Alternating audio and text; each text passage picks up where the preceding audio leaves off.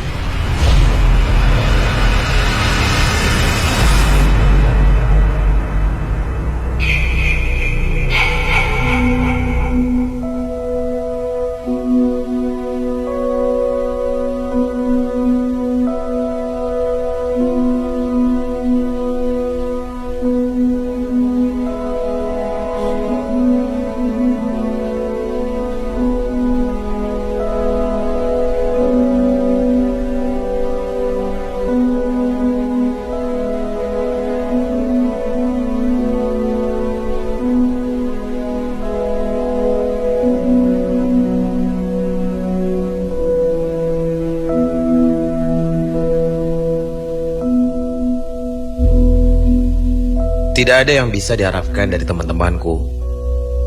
Awalnya saja mereka menggebu-gebu ingin membangun rumah hantu di pesta seni pelajar di sekolahku. Sekarang, tidak ada satupun dari mereka yang membantuku. Padahal, ini sudah H-1. Pikir mereka, mendirikan bangunannya saja sudah cukup. Padahal yang paling penting adalah isinya, yaitu boneka-boneka hantu dan segala macam aksesoris yang berbau hantu. Mereka memang sudah menyumbangkan banyak pernak-pernik, tapi tidak mau ikut menata. Alasannya inilah, itulah. Bilang aja kalau mereka takut. Payah.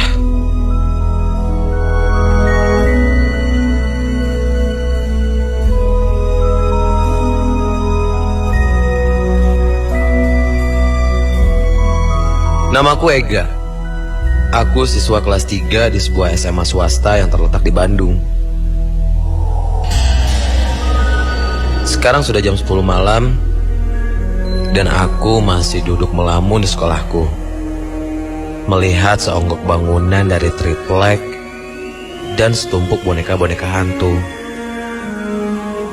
Dari mulai boneka hantu sampai boneka leak. Dipikir-pikir, sudah 1 jam aku duduk melamun seperti ini. Akhirnya aku bergerak dan mulai mengangkat boneka-boneka itu ke dalam rumah hantu.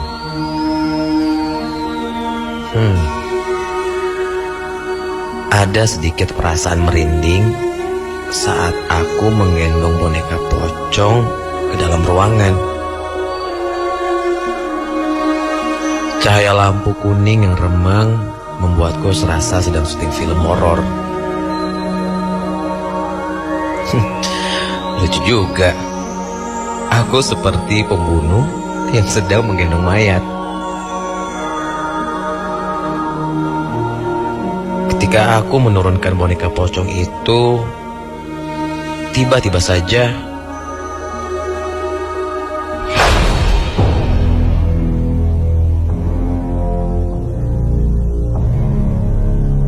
suara sesuatu di pintu mengagetkanku. Boneka pocong yang masih setengah aku gendong terjatuh karena aku kaget.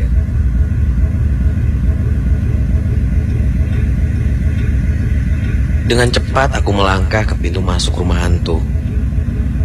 Beberapa langkah dari situ, aku melihat satu sosok wanita menyender di sebelah pintu masuk.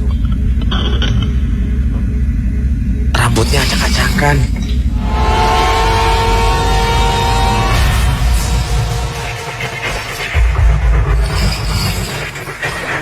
Astaga. Aku sempat kaget, namun tidak berhenti melangkah. Setelah aku lihat dengan jelas, ternyata itu boneka kuntilanak buatan anak-anak. Hah? Tapi kok bisa ada di sini? Perasaanku bingung antara lega karena itu hanya boneka, tapi juga gak takut. Siapa yang menaruh boneka kunti itu di dalam?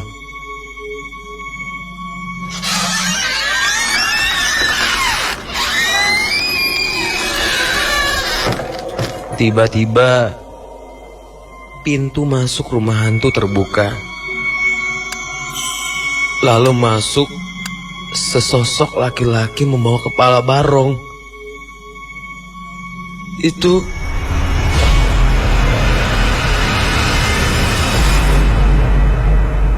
Obi? Setan lu. Gua kirain siapa? Ngomong dong kalau lo udah datang. Kataku setengah kesal. Jujur aja, aku sangat kaget dan sebenarnya memang agak takut juga sih.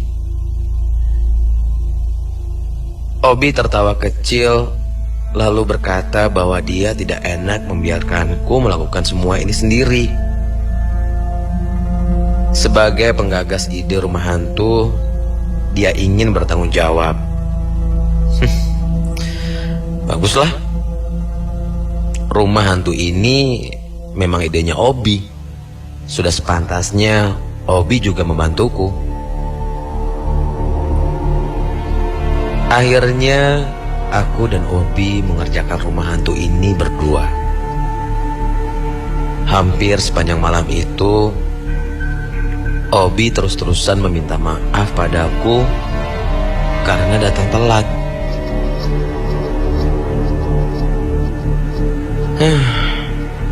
Mungkin karena melihat ekspresi wajahku yang agak kesal, Obi jadi tidak enak. Aku hanya menjawab santai saja. Ya, namanya juga anak SMA, suka banyak kesibukan. Aku dan Obi sedang menjahit beberapa kain untuk dekorasi di ruangan mayat. Tiba-tiba terasa angin hangat berhembus di ruangan. Aneh sekali. Dari mana datangnya angin itu? Aku dan Obi saling berpandangan. Lalu seolah punya pikiran yang sama. Aku dan Obi segera berlari melihat pintu masuk rumah hantu. Ternyata pintunya tertutup. Kami pun kembali ke bagian kamar mayat rumah hantu. Dan kami baru sadar kalau kamar mayat ini cukup menyeramkan dengan cahaya yang cukup minim.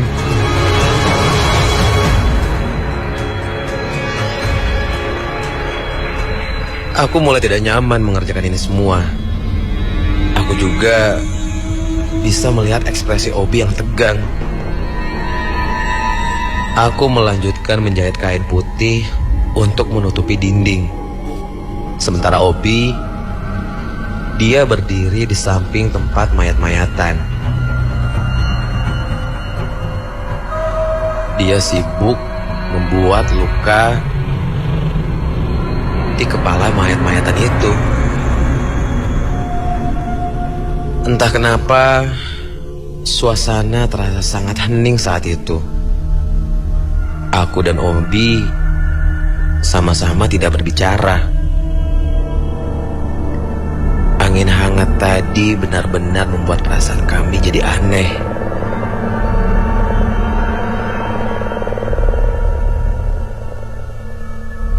Dan tiba-tiba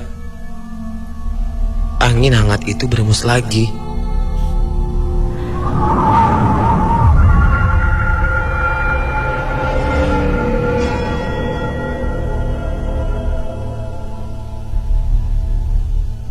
Aku diam sejenak, lalu perlahan melihat ke arah Obi.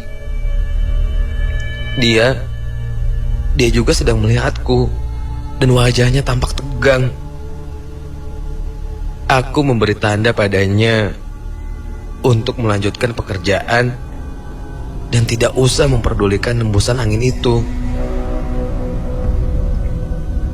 Dan aku pun kembali pada pekerjaanku.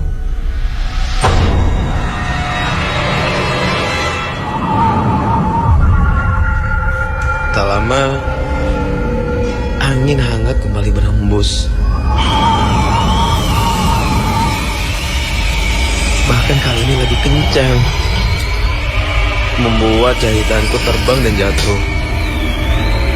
Dan itu membuat aku refleks membungkuknya di tanah.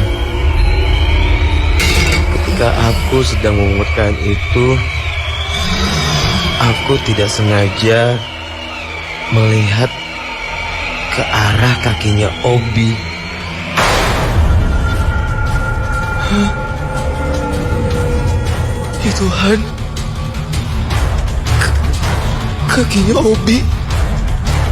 Obi tidak menyentuh tanah. Dia melayang.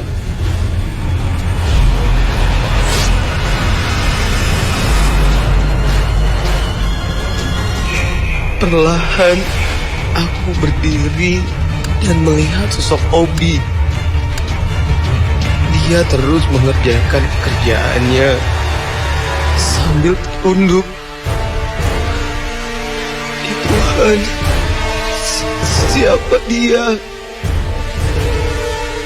Dengan gugup, aku berkata, Bi, gue duluan ya. Obi menjawab dengan tenang. Iya gak? Lo duluan aja. Gua harus nyelesain janji gua, biar gua tenang.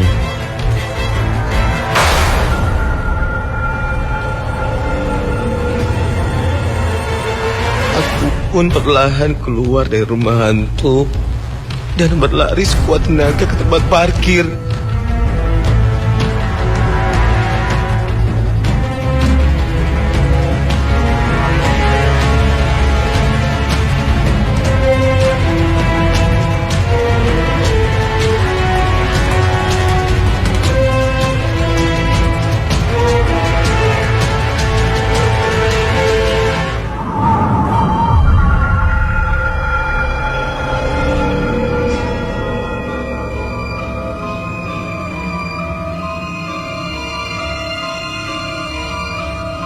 Besoknya, beberapa jam sebelum pesta seni dimulai, sekolahku dikagetkan oleh sebuah berita kematian. Robi Abdullah alias Obi meninggal karena kecelakaan di Cileunyi. Dan kecelakaannya kemarin. Tadi malam, Obi sempat koma hingga akhirnya meninggal hari ini. Mendengar kabar itu membuat tubuhku lemas seketika. Dan sekarang aku mengerti. Arwah Obi mungkin datang tadi malam untuk menepati janjinya dan menyelesaikan pekerjaannya. Menyelesaikan rumah hantu impiannya. Dan aku yakin malam ini, saat rumah hantu dibuka untuk umum, Obi akan berada di dalam, tersenyum melihat ketakutan orang-orang.